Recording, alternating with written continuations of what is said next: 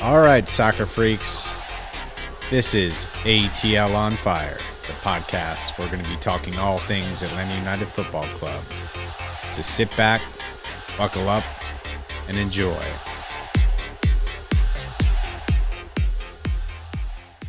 Eight minutes later. I'm wearing a shirt, Mikey Dobbs. I don't know if you can see. I'll tell the listeners, it says number 7, Martinez on the back. Have you heard of him? Well, I was texting you today that I don't think I recall a goal quite as similar. And when I text you that, it's funny. The goal that I was thinking of that was most similar was the YouTube clip that you sent back, which was Marco van Basten. Yeah, it was Van Basten, not Cruyff. Yeah.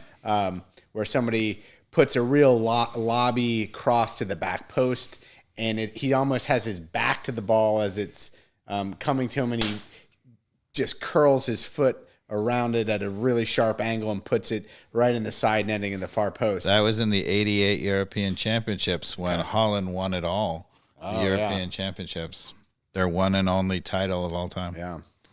And he was one of the purest finishers there ever was, Marco van Basten. And so for a player like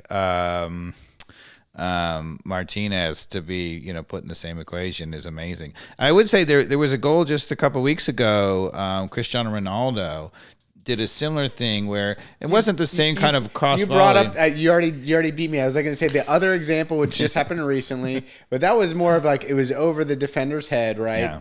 And Ronaldo just hits his laces right through the ball low into the far post. Yeah. Beautiful finish, just well timed. The things that all three of those have in common is the extraordinary amount of concentration that it takes. Yeah. The unique thing, which is why I was texting with the Josef Martinez one, is why I was like, I don't think I've ever seen a goal like that. Was if you watch it, it's I think Jürgen Damm plays a cross in. It gets headed straight up in the air, almost 40 feet. By the defender. The defender. Josef Martinez has his chest facing the sidelines. So he is literally not facing the goal at all. And that is why there's two parts of the goal that make it unique for me, is the ball was coming straight up and down from such a height, and his back was literally turned to goal up until the very last second, which make it a little more unique than the Ronaldo and even the Van Basten example. Van Basten had to wrap his foot around it, but Martinez did all of that from a ball coming basically straight down to him with his back to goal. Yeah, stunning. And somehow knew right where the far post was. I mean, it was special. I mean, goal from the gods. Yeah, he was just that's a guy who knows, you need the goal in the 78th minute, and he got it done. So good on him. Yeah, that puts him in the upper pantheon of goal scorers to score goals like that. You just don't see it. Yeah. So that's what I meant by I don't think I've seen one quite like that. Is there another example like that you've seen? I mean, I really felt like it came from such a height, and his back was to goal. It was brazen, the whole thing. Okay, so the only other comment I'll say about that game is when the Cincinnati made a sub pretty late and the guy was a little bit injured or whatever, the ref let the guy stop and talk 3 times to his teammates, and he was delaying so that they could get the guy warmed up to get on the sub, and the ref did nothing about it. I mean, I was like, how could you not card him? And the referee is running around that whole game so MLS-like, that was 1, 2, 3 fouls. This drives me nuts, right? They're counting the fouls. It's one thing to say... Rant. It's one thing to say that, okay, one player, I've had enough of you. You've gotten away with it. I could have given you a yellow card for this or that or whatever, and it's, cumulative. That's what they're indicating. There is no such thing as a cumulative ticky-tacky foul. If you pick up your 6th, unintentional ticky-tacky foul, like not that you're like intentionally trying to slow down plays or whatever, but you're going for balls or whatever, there's no bad harm or whatever, you just keep calling a foul. There's no such thing as a cumulative, number unless it's you're on the edge and you've given the guy a break. I love the fact that you brought this topic up because that ref was so annoying. Yeah, like from his little counts for both sides is a 1, 2, 3, and then Yeah, he would like run over dramatically to like go clarify something. Like, Yeah, he ran over to the corner flag at one point make sure the ball. We're all adults here. My We're okay. goodness. We got it. And when he counted off 1, 2, 3, he was counting off number of Atlanta United fouls, like as if that foul and this foul from two different players. He gave it to Ronald Hernandez. It was his first foul of the game. Right? I'm like, what are you doing? Yeah. You have no idea. Did you ever? And they were saying that, the referee is so amazing because, he made his MLS debut at 26 or something. I'm like, all it means is that he never played the game. Yeah, that guy was a joker. I mean, come on. And so I already gave Barco a hard time for his antics, which he's got to solve. Because he is, again, somebody who I think is so talented that is going to play at a higher level after Atlanta United. Neither here nor there. Anyway, Araujo also kind of needs a little growing up too. He fouls people in the game, and it's a foul. Yep. And then he acts for some reason like he was wrong. He's like, come on. Like, what is that face? You know the one I'm talking about? Yeah, sure. Like, what is that? Like, yeah. Like you ran over to him and you got there late and you push him in the back, yep. And then you act like you're constipated. I think he says that because he doesn't, Araujo, you don't see him with bad tackles. When he gets those calls, it's sort of like pushing and stuff. Right, they're like bonehead things. And he's like, come on, that if I'm gonna get a real foul, there better be blood. I think he's used to a different kind of right. There's a little bit of arrogance. Sure. Yep. I'm Araujo. I'm Araujo from My wife is Miss Brazil. Exactly. So that rubs me the wrong way. Fair. And that's all I got to say about that game. All right. So now Atlanta goes on the road to face New York City FC, playing in Yankee Stadium, by the way. And so what's your prediction? What's the game again? Sorry. It's Atlanta United in the playoffs against New York City FC on the road at Yankee Stadium. I mean, we have to win it. We have better players. It sounds like we've got Sosa and Moreno back. If again we play the formation we talked about, I'd say there's no way we don't get a win. The other thing is that little miniature pitch also gives our team an advantage from the ticky-tack soccer that our team is capable of playing in tight spaces. Okay, which I think fits a lot of the skill set that we have with our group of stars. I mean, they're totally comfortable playing little tiny passes to get around people, and all day long we got Miles, Franco, standing people up. As long as the back line stands up well, I think we're good. I was going to say the opposite. I felt like we really need free flowing, soccer to make it happen. But let's take a half step back. So what does Pineda do? So the Dirty South article said that Pineda may have finally found the secret formula, which is clearly the 4 in the back, right? 2 in the midfield, and then the BAAMM up top, right?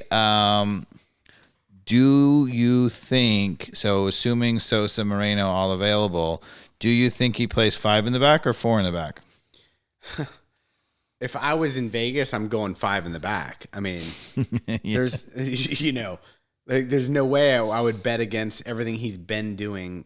For whatever reason, he does not want to shift from that. That's what I was going to say. There is no chance, and I'd love to be proven wrong. There is no chance he goes into New York City FC on the road and plays 4 in the back. No. All of a sudden in the playoffs, he's going to change the formula that in his head thinks it got them to this point. Now, but if we go down 2-0 at halftime, he may have to do it. So frustrating. Mm-hmm. And I really hope that we're wrong on either account. Either we play 5 in the back. Because if you're, I mean, look, Pineda might be thinking strictly about the win, and maybe he should be, but at the end of the day, the other thing you got to be thinking about is as a team, right? So if you're Pineda and you're the coach and you saw what happened in Cincinnati and you've seen the number of times you've switched to 4 in the back and it's been so dramatic, right? You got to know that if you go up there and you play 4 in the back and it doesn't work, right? If at least it's free flowing and you go after him, then the fans are going to give you, the benefit of the doubt, right? Because they're going to say, look, he went after it at least, right? Whereas if you go up there and you maybe play 5 at the back and it's tight and cagey, and then you go and lose 1-0, they score a cheap one somehow, nobody steps up again out of the back 3. They definitely going to score one, and you lose 1-0 on the road there, and you say, oh, it was tight, we played well, Yeah, and I mean, again, that really is a narrow field. I mean, it's a very narrow field. And so with 4 in the back and a really talented midfield, which we have with Sosa, Josetu, Moreno, there is so much that we can do by moving it quickly and with really well-timed passes that I just feel like we've got all the talent there. I mean, can you make an argument that you prefer to go up there and lose 3-2 going after them than you do going up there and somehow managing to win? Let's say you get 1-1 and tie, you force penalty kicks and win in penalty kicks. I'd so much rather us play attacking with just, shots flying everywhere. And then, even I'd rather have like a 4-3 loss in that game. So you're going to revisit your prediction then? I think. What was your prediction? What was my prediction? I thought we were going to win. Yeah, you said we were going to win, and then you said that we're going to play 5 in the back, and you said how catastrophic it's going to be. I didn't say that's not consistent with us winning, is it? I did not say it was catastrophic. No. I think we will play 5 in the back and win. Like we continually have winning games with 5 in the back. If not on the road. Not on the road. But I mean, look at the number of times that we, the few times under Pineda that we've come short, right? They've all been on the road. They haven't even been in a playoff atmosphere. But where we've, we lost at Montreal. We lost the couple of games that we really just didn't play well and lost with 5 in the back. I'll have to take a look. I don't know if we've ever lost with 5 in the back with BAAMM and Sosa.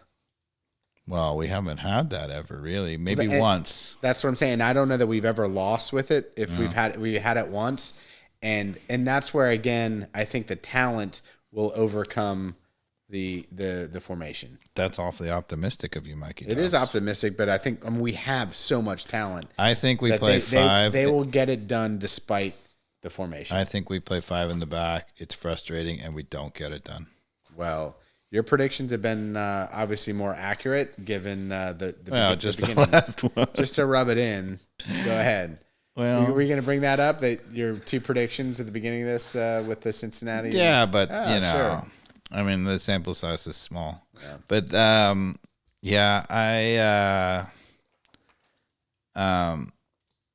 I could see us losing even if we played 4 in the back. But I think if we played 4 in the back, we give ourselves a legit chance to come out and beat them, right? Maybe it's even less than half the time, but we are playing on the road. It is in their bandbox that they're used to playing really well in. That's a tough ask. But we have a chance for the talent to shine through. We play 5 in the back. I don't really think the talent is going to shine through, and they're going to be frustrated and clogged the whole game. And I think we lose. I think we give up a goal relatively early. It could be in the first half. It could be a little bit into the second half. Then we chase the game, and maybe they lay on a second, something like that. But I just don't think we can win at New York City FC playing 5 in the back. I don't think we can do it. As frustrating as that is, so we're going to reverse predictions. All right. You said we were not going to get it done at Cincinnati. I said we'd find a way. Too much talent to lose that game. Oh, definitely too much talent. Should win the game. Now, that being said, New York City FC is a pretty talented team. They're not a crap team by any means. No, but I just don't think they have the same. And again, this is also a prediction that game. I think we either lose big or win big. No, I think it's tight. We lose 1-0 or 2-0. Okay. And maybe even if it's 2-0, it's late in the game when we're pushing for the equalizer. But keep in mind, Mikey Dobbs, that New York City FC has a goal differential of plus 20. Our goal differential is +8. +8. Right? So they're 12 goals better than us. Do you remember the first half of the season, though? I know, but, you consider under Heinz, it was the first third of the season. It was 11 games. So you figure, but over a third of that, that means a third of the difference was due to that. So they're plus 12 on us. A third of that means that there's 4 goals that were in that period of time. So, maybe they should only be +8 on us, but it still means they're a good team. So predictions are in. Dave thinks our playoff run is over after New York FC. Well, I will say that if for some ungodly reason we play 4 in the back, which I would love to see, I would immediately at the start of that game revise my prediction, and I'd give us a real chance to upset them. Okay. So here's hoping 4 in the back. The fire is on now. It's a real fire, ladies and gentlemen. It's a real fire. It's finally cold enough in the ATL. Yes. Those of you podcasters who are listening from outside the ATL should know that it's finally sort of cold enough. We might have the door wide open to make it a little colder, but... Now, if we don't end up winning, there is still a lot of hope on the horizon because... Hope springs eternal. That's right. We pretty much have locked down one of South America's biggest prospects, Thiago Almada, for a January introduction to Atlantta United. He's a Velez player. He's 20 years old. He just got called up for his first Argentinian senior Full appearance. team, ladies and gentlemen. So the guy's 20 years old, and he gets called up to the full side, not for a friendly, for a World Cup qualifier. Yeah. Now, that doesn't mean he's going to play, but that if you get called up to the full Argentinian team for a World Cup qualifier at 20, I mean, seriously? And it turns out that apparently he signed for Atlantta United over Man United. Yeah. Are you kidding me? Man United was looking at him, a year ago. I mean, a bunch of Spanish teams. But apparently they really wanted to make an offer, and they said that they would. Yeah. Maybe not the offer he wanted, apparently, but... Yeah, I mean, this kid is legitimate. I mean, he's got a lot of high expectations. He's only 20, obviously. But it's a pretty big snafu that... And testament to the front office. We talked about how did this season get turned around in 2021. The front office continues with this. Obviously, the ink has to dry, and we have to see it come 2022. But holy cow, you should be excited if you're an Atlantta United fan, no matter what, for 2022 with a guy that came from Lille who left a Champions League team and Argentina or South America, one of the handful of top prospects, like legitimately. Well, the amazing thing about Araujo is he comes here at 26. That means it's not a stepping stone. That doesn't mean he won't go back to Europe, but doesn't suggest it's really a stepping stone. It suggests he might be coming here for good. Yeah. That's what's stunning. Obviously, Thiago Almada is coming here as a stepping stone. Not only a stepping stone, I mean, I think he, Almada doesn't want to be Atlantta United. Does not want to be at Atlantta United. I mean, there's no mincing it, and really, many people think he should have already been in Europe a year or two ago. That's how good this guy is. Yeah, but and that's not necessarily. Sometimes in certain sports, if you have a guy who just wants to show their talents, it can be disruptive to the team. But here, I think it's an advantage. You got a guy who's hungry to show that he can score goals and create goals. And that just works in your favor. Yeah, I don't know. I'm a little worried. This formula hasn't worked when it's been on center stage of the media. It worked with Almiron, right? Yeah. But no one knew who the hell Almiron was when 2017 started. Yep. So he was kind of under the radar, if you will. This guy is on center stage. As far as I'm concerned, in the MLS, he will be by far the best prospect MLS has ever signed. Ever had. He's supposed to be clearly a much stronger prospect even than Barco, who was at the time one of the great prospects. Who, by the way, I think, and again, I will stand by this as much shit as I gave Barco earlier on. I think we're going to see Barco and Almada playing on the senior roster for the next 8 years with the Argentinian national team. Well, certainly not in this coming World Cup. Maybe Almada.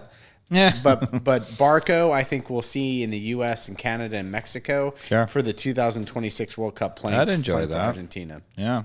So how in the world, Mikey Dobbs, can we afford him? Is it TAM and GAM? Well, I mean, is it designated player? Who are our designated players? Can you tell us? How is it possible? So our 3 designated players are Josef Martinez, Araujo, and Barco. Now, I heard that there's only 2 designated players. Who'd you hear this from? I read an article. That there's only 2 that are designated players for Atlanta United based on the books? Yeah, currently. That one of them has been bought off, which I presume had to be Josef Martinez. So that sounds possible, and this is the thing with it, right? So you buy players down with this mystical monopoly money called TAM and GAM, which we've talked about on it, and so that basically has to bring their annual kind of combined salaries and fees below 1.6 million, I think, is kind of roughly in that magic mark of how the spreadsheet says what Josef Martinez is costing the team. And so that's per player? It's got to be per player. I think it's per player. Yeah. So per player. Yeah. Okay. So you can have 3 players at 1.6 million each. So if we had enough of this so-called monopoly money of TAM and GAM, maybe we bought down Josef Martinez. But how much do you think we're paying them? Do you know? Josef Martinez, we pay $3.8 million as a base salary a year. Okay. But he was we re-signed him to a 5-year contract. So that's amateurized, a fancy word for how you put it in the spreadsheet. So they may backload that, or they might, I don't know. The last guy that started messing with the spreadsheet got fired because of breaking the rules. He got fired for doing it at another club, though. Yeah, another Even club. though he was here first. So it's risky business is all I'm saying. He just didn't get caught here, Mikey Dobbs. So, of course. That's how we roll at the ATL. So we could buy down Josef Martinez. I don't know if that's possible or not because nobody knows whether. It sounds like you're saying we might have already done that. That's what I heard. Where did you hear this? I mean, do you have a source? I mean, this is pretty big news, Dave, for our listeners. Do you have an inside line? I mean, what's... I felt like it was one of the AJC or Dirty. I can't remember. No, I was reading Doug's article the other day, and the thing is nobody knows how much TAM and GAM we got. Might have just made it up, but I don't think so. I like you making this up. It's conspiracy from ATL on Fire. We have a slot open, people. It doesn't matter because nobody can possibly verify any of this anyway. No way, no how. So the question is, and I asked this on our Twitter account: are we going to go from BAAMM to BAAMM with 2 A's? Whoa, I like it. Or are we going to Mama?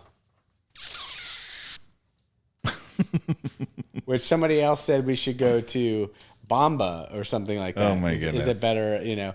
No. There's no chance. There is no chance, ladies and gentlemen. I mean, there's no chance. You're saying there's a chance. You don't think there's any chance we keep Barco on the line? So I would think we either have to sell Barco, yes, or sell Moreno. Those are the two. Yes, but Barco is the one who's going for sure. Right, that's the one that you would think. Barco's gone. He wants to go to Europe. We've committed that we'll try to get him to Europe. Yep. He wants to be in Europe. Yep. The question is, he's also got his teammate though, that he's best friends with Almada. I think good buddies with him. Very good buddies. So, if there's any way he could sit around for another year, we win another MLS Cup, same way Almiron left with that glory, and maybe both of them get sold and move on, and we up the ante once again. There's no way. So I don't think there's any way either, personally. I think we have to move on from Barco. But we also have these, what's it called? The under 22 initiative, which So in addition to our TAM and GAM miracle, we have a fountain of youth, if you will. Fountain of youth, players that are under the age of 22, which in the initiative we have Sosa, Ibarra, and Eric Lopez, I believe, as our U22 initiative players. The max they can get paid is somewhere like, like $612,000 a year. What a steal that is for Sosa. Right, that's a steal for Sosa, right? So we can't bring Almada in a U22 initiative. He's gonna want at least $2 million a year in base salary minimum, right? Unless they mess with the spreadsheet and this new contract that they've agreed to says the first year you only get paid $612,000. We're going to get rid of Eric Lopez. We're going to sell him or do something with him. Yeah, he's under 22. We're going to move with a guaranteed. We're going to move $8.5 bazillion on the backside. Exactly. Okay. I like it. Cook the books, and now all of a sudden we've got BAAMM. Just stay with me, Dave. There's hope. I'm just obsessing about Sosa, right? You can make an argument that Sosa's the best player on our team. Who would you pick as the best player on our team, Mikey Dobbs? Honestly, Miles Robinson right now. Yeah, Robinson. Dude, the guy is, anytime a guy is so, and plus the fact that Sosa's just been so injured, you have to give the nod to Miles right now. And who's better, Barco or Araujo? Barco. Okay. And yeah, because Barco is going to go to Europe and he's going to do big things. And all the haters out there. Araujo's a class player. Tune in on European Saturdays and Sundays. You're going to see a good team. I mean, Josef, Barco, Araujo, Moreno, Miles Robinson, Sosa are all legit. I was on the fence with Barco until I've seen him just dribble around people this season like I've never seen before. Like they're cones. He's literally dribbling around people like cones. And that's going to, a European side's going to have to. So when you're setting up the cones at your daughter's practice, make sure they go both feet. I do. They will learn to dribble like Barco. I do a drill with the under 6 kids. It's can you do this? I say, can you dribble with your left foot? And I demonstrate, and they all follow dribbling with their left foot. Can you dribble with your right foot? Can you put your tummy on the ball? Can you put your head on the ball? So there's all sorts of fun stuff. I've been watching some YouTube stuff. Yeah, I like it. Your advice really helped, which is never stay static with under 6 kids. Right. It's constant movement. No lines. No lines. Oh, no my pausing. goodness. They cannot handle lines. Just keep them on. Be ready to go from one thing to the next. Keep them moving, and they'll have a blast. Yeah. Keep it moving. Let the game teach itself. And then the other thing I learned on a YouTube video is like you huddle them up and you basically get down on your knees at their level. Yes, and talk to them. That does wonders to you. They actually focus and listen to you. So, yeah. Not that I'm a good coach. We're not good. We're not good.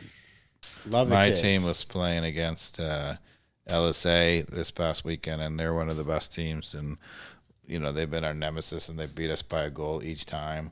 And we're playing them in the State Cup. We're playing magnificently. We're up 3-0, Mikey Dobbs, with 12 minutes to go. Oh, no. We conceded 3 goals and tied 3-3. I could tell that was coming. Oh, my goodness. But sack the coach. Back to the optimism of Thiago Almada, though. I mean, this guy is what's his position at Velez? Attacking midfielder, like free Barco role. He's like a free Barco, so he's so it's similar to the Moreno type of role. Yeah, Pulisic. I've seen some YouTube videos. It's exciting. He's small of stature, though, not nearly as small as Barco. Right. He's 5'7". Yeah, he's a little thicker. Barco can't be more than like 5'4" or something. He's tiny. He's tiny. He's really tiny. Yeah. At least Almeida is like Messi size. Yeah. And I mean, he's got that level of hype right now. That's a lot of. It doesn't even have to be Messi in the MLS. No, I mean, you just have to honest. You have to be 20 and Argentinian, and everything's good. If you're Eden Hazard or you're Sancho or you're even Pulisic, you could dominate the MLS. Dave, I don't have a whole lot more to talk about. We're an hour and 9 minutes into the podcast. Anything else you want to leave us with? Is there a chant? No, I don't think we want to share that. But unless you think it's the Mamba 5. But we'll wait for that. Yeah, we'll wait for that. I'll keep you waiting. If that happens in 2022, that could be a chant. If all 5 of them are there, we'll see. I love it.